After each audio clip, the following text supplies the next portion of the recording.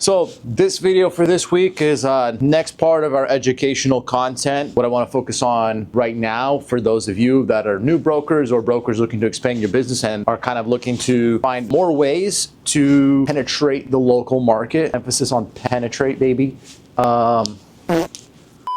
This video in particular, we're gonna be focusing on how to get shippers that are local and how to qualify local shippers around you. If you're a broker in whatever city you're in or whatever area or region of the US that you might be in, you always wanna know how to qualify businesses around you in terms of whether or not you can provide something for them and whether or not they can, have business for you in the first place. Because just because you see a building with docks doesn't mean that you can get their business, you know what I mean? It's high chance, but it's not all the time. For example, you're a 1099 agent just starting off building your book of business. You're not going to go to Walmart and say, hey, I want to move freight for you. They're going to tell you, buddy, who's this crazy guy in our store? Please kick him out. Security, security. But realistically, it'd be something more like you go to a business park where you see multiple buildings with cross docks and you want to look around and see, maybe this business has trucks at their dock right now waiting to get loaded or unloaded, and the trucks aren't, UPS, FedEx, or any of these big carriers.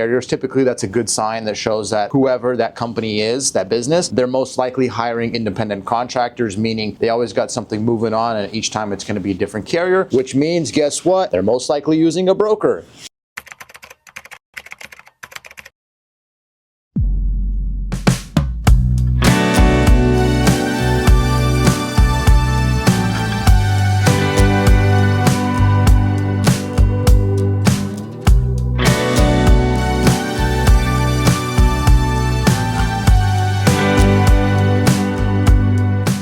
Shouldn't be, don't text and drive ever, but we just got a bid, Sacramento to Tacoma, Washington for flatbed. Call Aaron real quick. Hello? Did you see they put out that bid for Sacramento to Tacoma, Washington? Yeah, I'm looking at it right now. They're saying flatbed, but it needs to be a liftgate delivery, so that probably means it's going to be a box truck realistically. Can you tell me the dimensions of those 3 pallets? That's going to be 2 bundles. You can fit those side to side. They're not really wide and not really tall, so that's not a problem. Okay, realistically, as a partial to Tacoma, we'll probably cover this for about 1,000, I would say. Go ahead and put a bid for 1,850. Nice little 45% rip. Hopefully we can sell that one for about $1,000. Typically for high value, you want to have at least like 40% margins. All right, guys, so as you can see, we are in a very industrialized area. You got loading docks everywhere, a lot of cars, a lot of warehouse space. Right there we got, looks like an independent contractor truck loading up their step deck up there. So I would say that's probably a pretty good place to go try out. Looking super sketchy, just rolling by, recording people's businesses. Yeah, so like right here we have a T-Force truck. Obviously they're a really big LTL shipper, and realistically you would probably not want to go solicit their business. Most likely they are already using, if they're using T-Force, they're probably already using, FedEx, USPS or UPS, sorry, and all these big providers. So typically you wouldn't want to go into a business like that. It's not always that you can't get their business, but who they have picking up their freight shows a lot about what they do and how their pricing is going to look like. Also, if you notice that all the trucks that are picking up or loading out of their facilities are only day cab trucks, meaning they don't have the sleepers, that probably means they only do local distribution and they're not really doing any long haul stuff. So a lot of these like small little things that people typically don't think matter will tell you a lot and give you a lot of insight as to what the company is before you already come in there. Again, small things like that go a long way in showing your competence. And as I said in the last video, what do people want from you before they give you their business? They want to like you and they want to know that you're competent enough to handle their business. Here's another example. You got 3 trucks at the loading dock. Any random person would say, man, they got so much freight, but guess what? Those are all company branded trucks. So you know what they're going to tell you when you walk inside? They're going to say, we have our own trucks. No, thank you. Have a good day. You know how I know? Because I've been there before.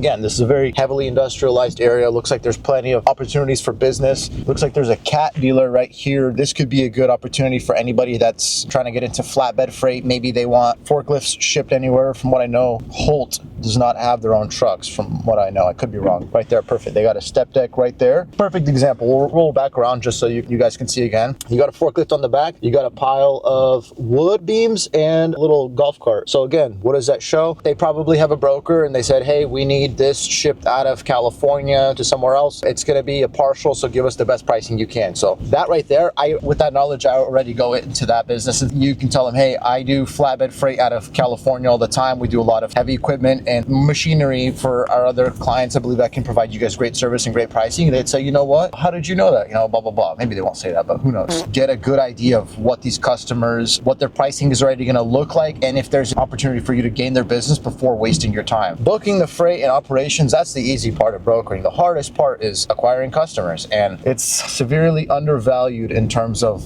talking about it in the brokerage world, you know, the actual things that might help, because people say, oh, make cold calls, do this, do that. Pick up the phone and start dialing. Right there, look, you got On-Track, UPS, FedEx. I would not go to that business and try soliciting their business because it'd probably be a waste of my time. I'll tell them, you know what? Y'all have a good day. Hello, darkness, my... This right here is a pretty good example. We got box trucks being loaded. We got multiple day cabs. But we also got some full sleeper semis being loaded, and we got containers right there. Look, you got some JB Hunt containers. Looks like some kind of drop trailer stuff. That right there is somebody that I would definitely try getting in with in terms of trying to attain their business, because that right there, you know that they have the full scope of operations going on within that warehouse. What that probably means also is that whoever they're already working with in terms of other brokers is probably really good at what they do, because that's how these types of companies are. If they're very, very complex on their supply chain, they're going to have really good partners. They did have a fence around it, so it looked like one of those things where I might have to call in and try to schedule an appointment with the decision maker and kind of get to know them before I tried knocking on the doors, because they literally have a fence around. So the only way I could do is if I break into their office. Right here, we got another independent contractor delivering to what looks like a HVAC supplier company. They create duct systems and stuff like that. So perfect example right there. Maybe they're delivering some kind of partials, whatever, blah, blah, blah. We've harassed all these people before. And by the way, my term for trying to get business and soliciting, instead of using soliciting, I think that's kind of an ugly word. I prefer the term harassing. I think it's more indicative of what a broker has to do to earn business. Not literally, but yeah. So typically when you see streets like this, you got a bunch of semi trucks parked up, people going in and out.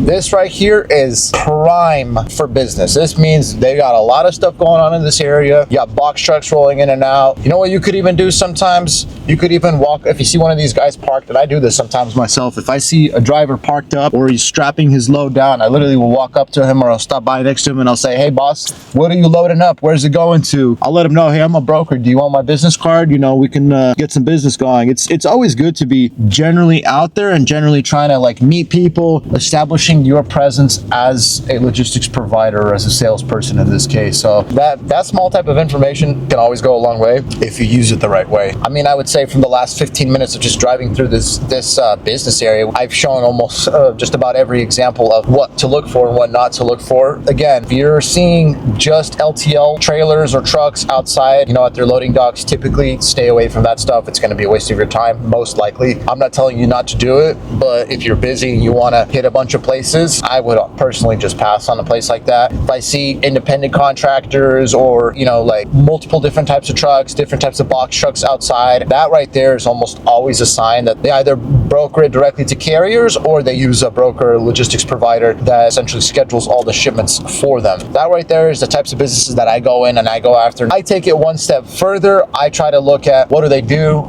before I walk in. I go on their website, look at what they do, see if I can find the decision maker on the website. That way when I walk in the office, I ask for that specific person, and then, you know, you shake their hand, you introduce yourself, and then you go into the sales pitch, which is, I'm a local freight broker trying to drum up some business, and I figured since we're only 15 minutes away, it'd be a great opportunity for us to, you know, meet one another and get to see how we could assist you guys. And if it's not today, you know, when would be a better time to reach back out? Because sometimes you got to keep in mind these businesses that are operating for 20, 30, 40, 50 years, sometimes 100, 200 years, they have systems already set up in place. And when you come in as a new broker, a new agent, like, who are you to them? You're really nothing. They have stuff going good. Where things start to change is when you consistently put yourself, you know, out there for them. Stop by maybe once, twice a week, or maybe once, twice a month, and bring them donuts, pizza, get the logistics manager, you know, something nice for their birthday, and just, you know, start building a relationship, because that's truly what it is. It's not, hey, I'm here and I want your money. And when they see you more better than just a salesman trying to get their business, that's when the ball really starts to get rolling. They'll reach out to you and they say, hey, we got this going out early next week. I guess I can give you a shot. Can you just quote it and let me know? And hey, you know what? You might get it.